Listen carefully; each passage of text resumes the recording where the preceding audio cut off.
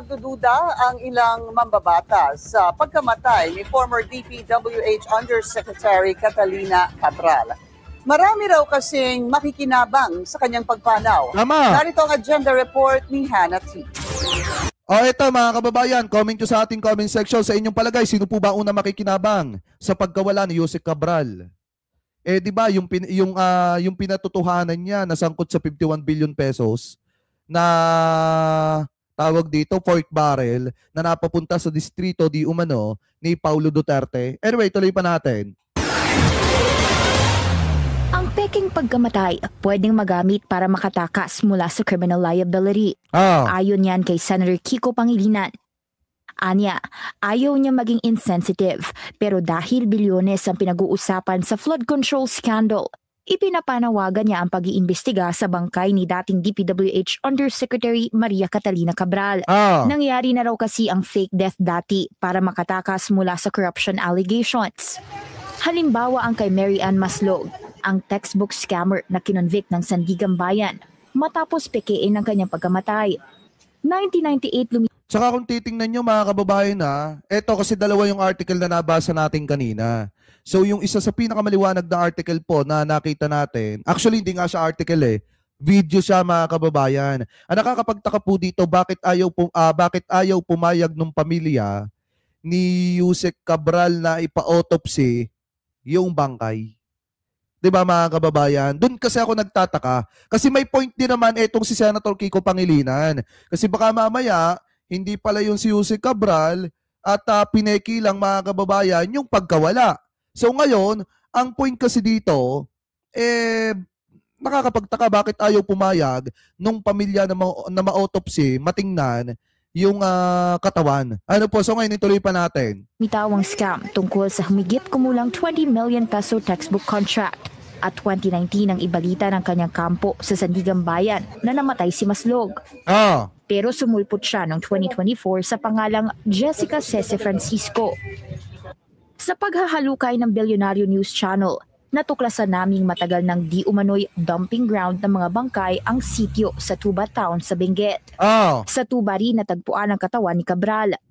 May isang 2019 report na nagsabing may 5 katawan na noon ang natagpuan sa ilalim ng highway sa Tuba at nade-decompose na ang mga ito.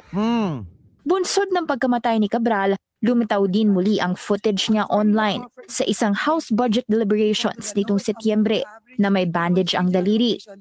September 5 nangyari ang House hearing at ayon sa netizens, ang pagkabenta ng kanyang daliri ay bunsod ng di umano'y agawan nila ng papeles ni Representative Leandro Leviste na magkita ang dalawa sa opisina ni Cabral isang araw bago ang pagdinig. Grabe no? Paglilinaw ni Leviste, September 4 na magkita sila ni Cabral para sa DPWH files at ipinakita niya ito sa ICI at Ombudsman noong Nobyembre. May kopya rin Ay, kaya Conrado, mega love shoutout Grabe to mga kababayan. Mano ang DPWH ng mga ito. Una nang binanggit ni Leviste sa amin na bago pa mag-Setyembre, humingi siya noon kay Cabral ng listahan ng budget ng bawat congressional district.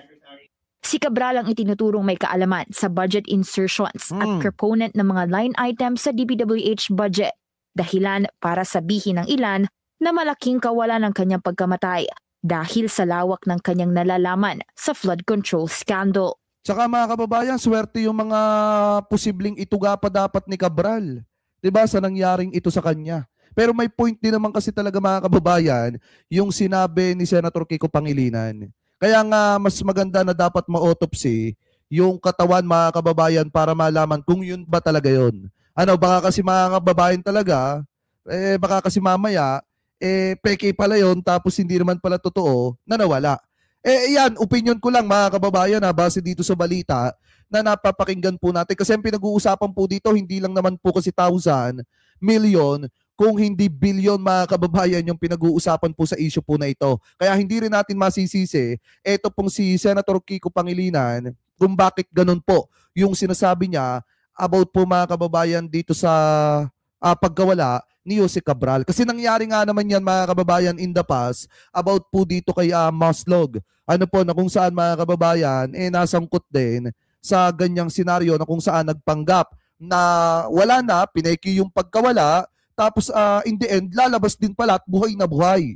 So ngayon, ayaw na pong maulit yan. Kaya po siguro nasasabi ni Senator Kiko Pangilinan yung mga bagay na yan. Kasi nga yung pamilya ayaw po pumayag na ma-autopsy mga kababayan yung katawan ni Yusek Cabral. Kayo, mga kababayan, kung kayo tatanungin, ano po masasabi nyo? Hingil po dyan mga kababayan sa usapin po na yan. Comment below na lamang po kung ano po ang comment at opinion po ninyo. Hingil po dyan sa issue po na yan mga kababayan. At ngayon, punta naman po tayo dito naman po sa isa pang balita na nakita po natin. At ito po ay about kay Madriaga. Dahil kung makikita nyo mga kababayan, ito pa lang si Madriaga sa panibago pong kanyang statement na inilabas. Meron po pala siyang nadiskubre mga kababayan patungkol po dito kay Harry Roque sa administrasyon ni dating Pangulong Rodrigo Duterte. At kapag binanggit naman po yan, kasama na pihado yung ating Vice President. So ngayon, eto na. Mga kababayan, kung titingnan nyo po ayon po kay Madriaga,